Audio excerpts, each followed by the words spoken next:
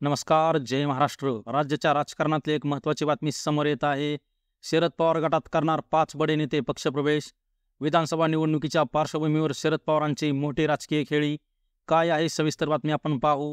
त्या अगोदर तुम्ही चॅनलवरती नवीन असाल तर अशाच बातम्यांसाठी आताच आपल्या चॅनलला सबस्क्राईब करा. राज्यात विधानसभा निवडणुका जवळ आले की नेत्यांच्या पक्षांतरांच्या चर्चांना बळ मिळतं.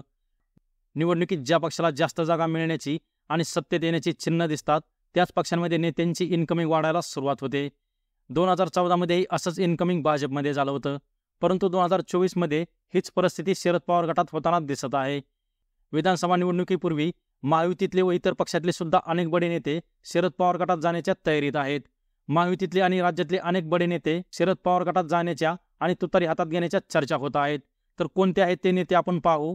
यातले पहिले नेते आहेत ते म्हणजे समरजित घाटगे. समरजित घाटगे यांनी भाजपवरती आपली नाराजगी दाखवत शरद पवारांची भेट घेतली होती आणि 3 सप्टेंबरला ते शरद पवार गटात पक्षप्रवेशही करणार आहेत.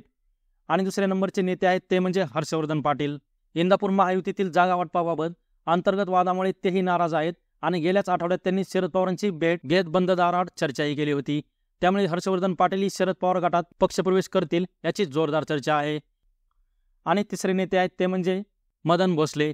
सातारा वाईमधील नावलौकिक असलेले नेते मदन भोसले यांनी 2-3 दिवसापूर्वी शरद पवार गटाचे प्रदेशाध्यक्ष जयंत पाटील यांची भेट घेतली होती.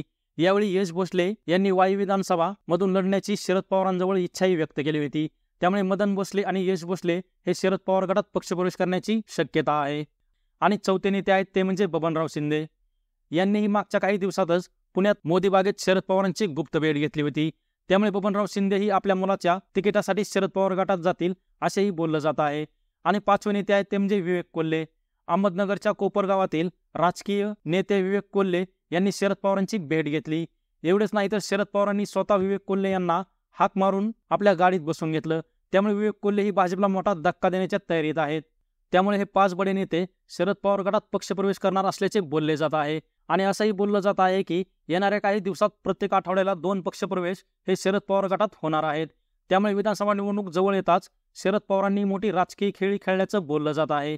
तर तुम्हाला काय वाटतं, शरद पवारांनी टाकलेला हा डाव यशस्वी ठरेल की नाही आणि राज्यात पुन्हा महाविकास आघाडी की महायुतीचं सरकार स्थापन होईल ते तुमचं मत कमेंट बॉक्समध्ये मांडा. आणि अशाच राजकीय बातम्यांसाठी आताच आपल्या आद्विक महाराष्ट्र या यूट्यूब चॅनलला सबस्क्राईब करा.